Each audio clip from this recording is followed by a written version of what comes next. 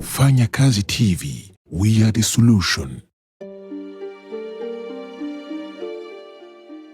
Reka ngusuhuzeho dukurikiye kuri Fanya Kazi TV, nge unyite Mr. Fanya Kazi. Ubu noneho tugarutse nanone turi kuvuga kuri ATU coin. Akantu gato nshaka kubanza kubabwira nuko kuba dukunze gukora amakuru cyangwa se muri no minsi turi kujya tuvuga kuri ATU, ni imwe muri coin abantu bavuzeho byinshi, abantu bishyizemo ibintu bitandukanye, bamwe bagacika intege, abandi bakomeza kugira courage, hari n'abakikomeza kuyigura kuri za exchange zitandukanye.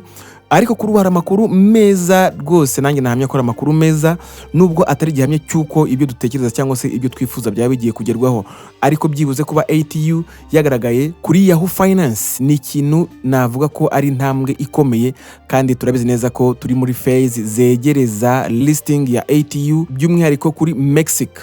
Reka tubanze rero dusobanukirwe Yahoo Finance niki, ese kuba ATU ushobora kugaragara kuri Yahoo Finance ibyo bintu bishatse kuvuga iki kuri uyu mushinga. Stay in touch. Ubusanzwe Yahoo Finance ni urubuga mpuzamahanga rutanga amakuru ajyanye n'imari ndetse n'ubucuruzi. Uru rubuga rukaba rufasha abantu kubona amakuru yerekeranye n'amasosiyete, ibiciro by'imigabane, isoko ry'imari, amakuru y'ubukungu ndetse n'ibindi. Mu gihe winjiye kuri urubuga rwa Yahoo Finance ushobora gushaka izina rya sosiyete, ugahita ubona amateka yayo, ugahita ubona uko iyo sosiyete yinjiza amafaranga ndetse n'agaciro kayo ku isoko n'uko imigabane y'iyo sosiyete iba ihagaze. Ngibyo ibisobanuro mu ncamake bya Yahoo Finance ku bantu bibazaga icyo ari cyo.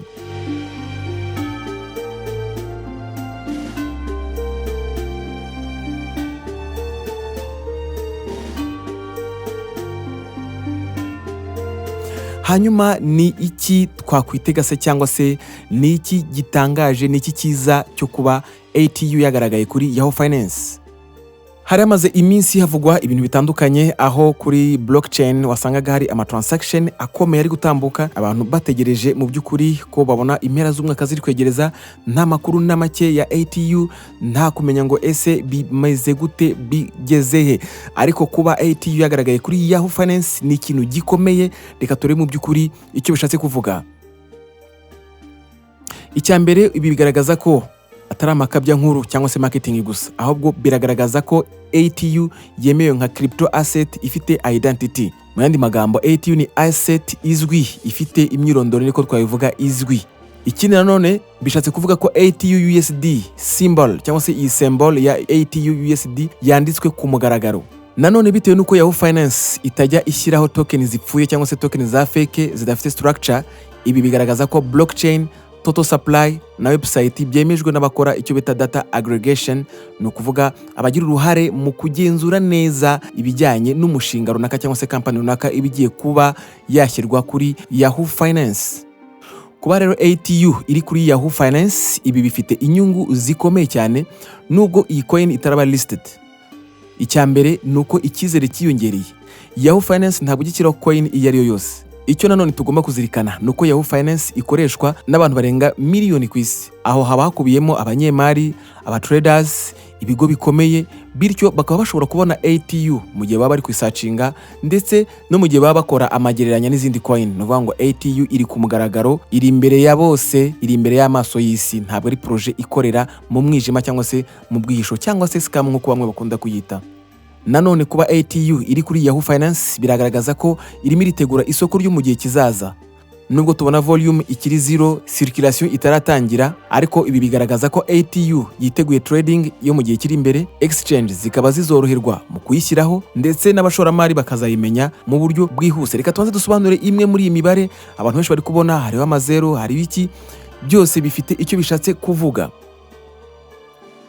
Dufate urugero nko kuba tukibona zero in circulation ndetse na 24 hours volume ikabingana na zero, ibi ntabwo ari ikibazo.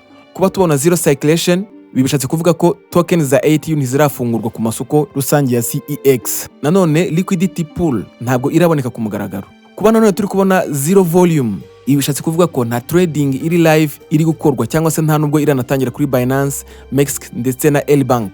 Nanone ibi bisobanuye ko market maker ikiri muri phase ya control, ariko byerekeza byose ku musozo mwiza. Umwanzuro twafata kuri byose tumaze kubona nuko ATU ntabwo ikiri umushinga w'abanyamitwe cyangwa se ubutekamutwe cyangwa se ukora mu mwijima. Ikindi infrastructures ndetse na data layers byose biruzuye. market control phase nayo iri kwegereza ku musozo, hanyuma hakaba hari gutegurwa CEX activation. Ibi byose ariko bikazagengwa na Mexico ndetse na L Bank nibamara kuba basohoye icyo bita official announcement. Icyo nakubwira rero ntabwo ari itegeko, ni inama. Wumva ubyifuza kuba wakomeza kwibikaho ATU bigishoboka, byaba ari uburenganzira bwawe, ariko ashobora kukubera amahirwe bitewe nuko ATU iri kugaragaza icyizere cy'ejo heza.